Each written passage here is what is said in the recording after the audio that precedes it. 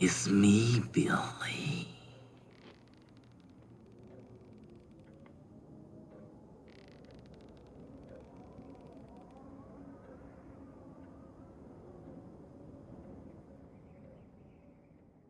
When it comes to holiday horror films, Halloween pretty much dominates the market, but Christmas has quite its share of flicks associated with it. There's The Nightmare Before Christmas, but you could argue that's a Halloween film as much as it is a Christmas film. Krampus appears to be something people are now watching around the holiday. You got the Silent Night Deadly Night series, Gremlins, the vastly underrated The Lodge, and of course, the ultimate Christmas classics, Jack Frost and Jack Frost 2 Revenge of the Mutant Killer Snowman. Hey, Jack. Get this. Oi. Oh, crap. Personally for me, the best Christmas horror movie is one that has the holiday right in its title, Black Christmas. Hey, quiet! It's him again! The Mona!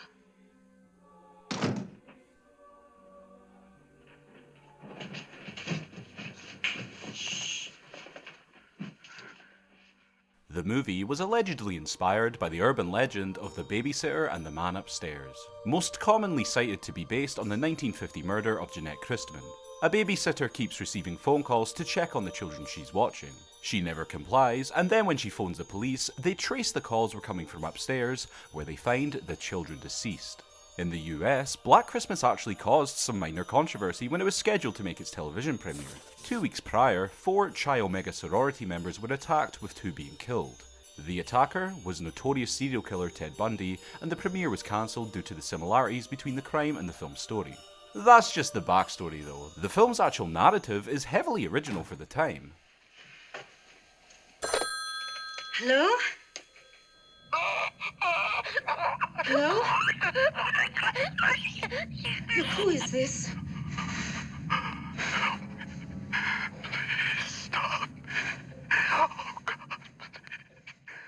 The plot involves a group of sorority sisters at Christmas who are receiving vulgar, curse-laden and threatening phone calls to their house. Then one night, the person making these calls decides to pay them a visit, and one by one, they're stalked and murdered by an unseen killer. I actually find these obscene phone calls to be the most traumatizing part of the movie. They're just so wretched and disturbing. It really seems like something a perverted, sick mind would do down the phone. It also works to include snippets of lore in between the squealing to reward any viewers who pay close attention. It has some intense language for a film from 1974. For the UK release, they had to remove all mention of the C word, which is cunt. In order to get the right amount of inhuman in these calls, the sound designer actually did them while upside down on his bed in order to give it its unique, unsettling sound. You never actually see the killer in full either. The best we get is an eerie shot of his eye and sequences shot from his own POV. We of course see him when he's looking for victims, but we also see what he's doing when not killing people. I never expected this when watching it for the first time, but I love it.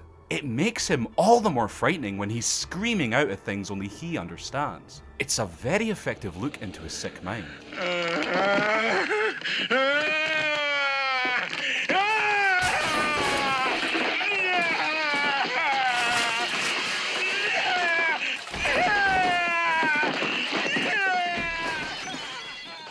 It's a film that follows the rule, less is more. It was originally much more graphic, but it's toned down in the final cut, and it's much more impactful in making the murders harsher and more realistic.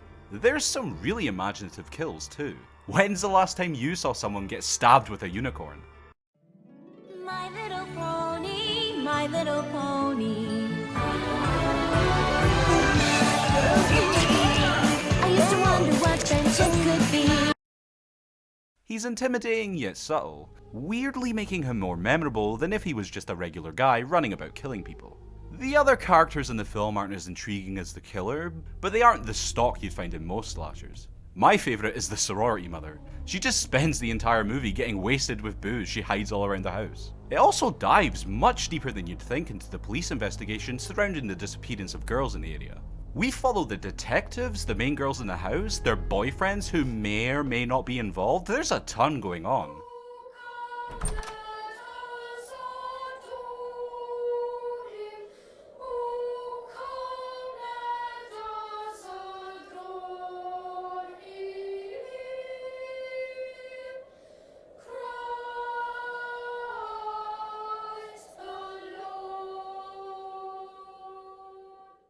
It works really well as a horror film, but also as a Christmas movie.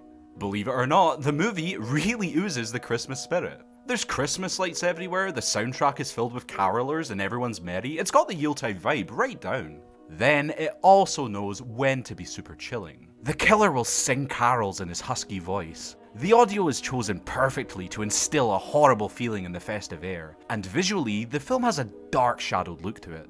You're never going to forget that picture of the girl's face, twisted and frozen inside the plastic. It's just a stylishly morbid image. Black Christmas may be one of the earliest modern slashers, but it's also one of the best with a haunting atmosphere, intense villain, and plenty of style. It's one I always watch come Christmas time, and I recommend you do too.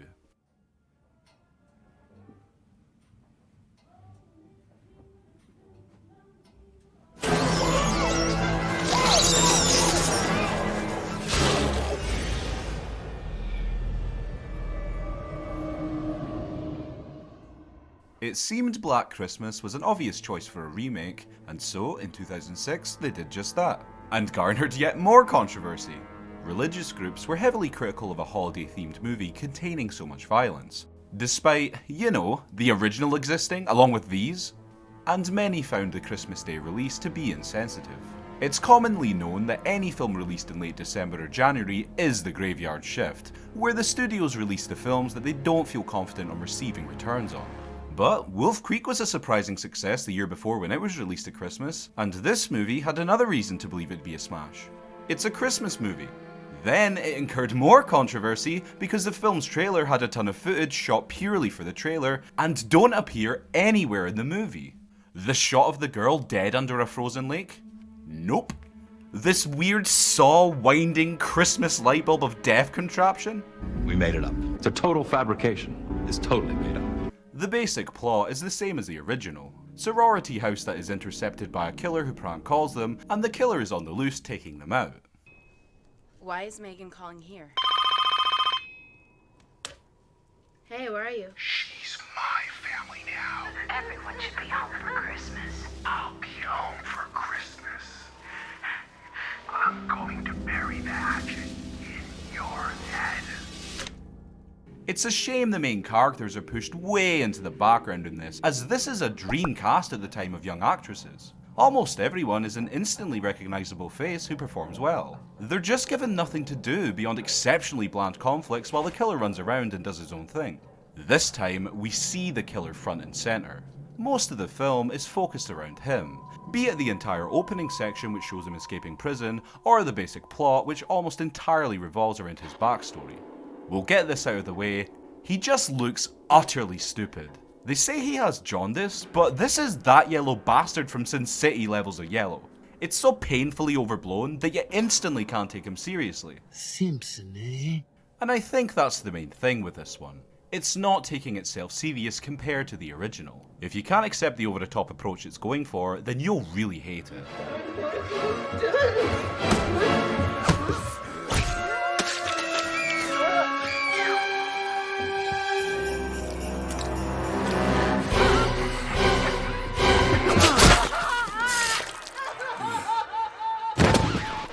Despite looking Christmassy to the point it's pretty much ODing on the holiday spirit, it's really devoid of any atmosphere. The direction and style is just too uniform and basic. There's no uniqueness or imagination to anything. It kills a lot of the enjoyment that I got with the original because that one was so chillingly realistic and subtle. Here, the remake substitutes it for over-the-top disgusting violence and much darker subject matter. And give the film credit, it really goes all out with its contents. Billy doesn't just kill people, he gets in the holiday spirit and kills them with candy canes, makes gingerbread men out of their flesh, commits incest. It's really fucked up. It feels like all this goofiness should be more fun than it is, but because of the lack of any manageable tone, it just ended up being surprisingly boring. It's also a prime example of studio meddling ruining a film's focus and ending up enjoyable for no one. Behind the scenes, there was a lot of back and forth arguing about how the film should be portrayed. Why even have a director with a vision if you're just going to alter it? It also shows just how important good camera work is. This movie looks cheap, and it's purely down to how rudimentary and soulless the cinematography is. It also goes on way too long, with two big climaxes containing twists that to be honest, I liked because it's in keeping with the crazy tone they're attempting, but you're so bored by that point that you're just wanting it to end.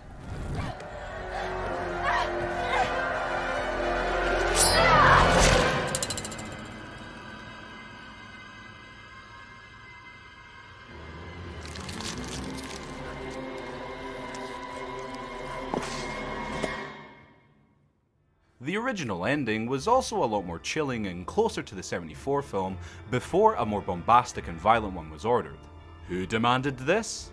Weinstein. The Black Christmas remake, for me, was just a hollow and lifeless end product that offers a new approach to the killer but is far less effective. Instantly forgettable and discreetly abandoned to a quiet spot in cinema while the legend of the original goes on. Down here, bite my ass and make me a panini on my mom's press. Oh my god. What was that?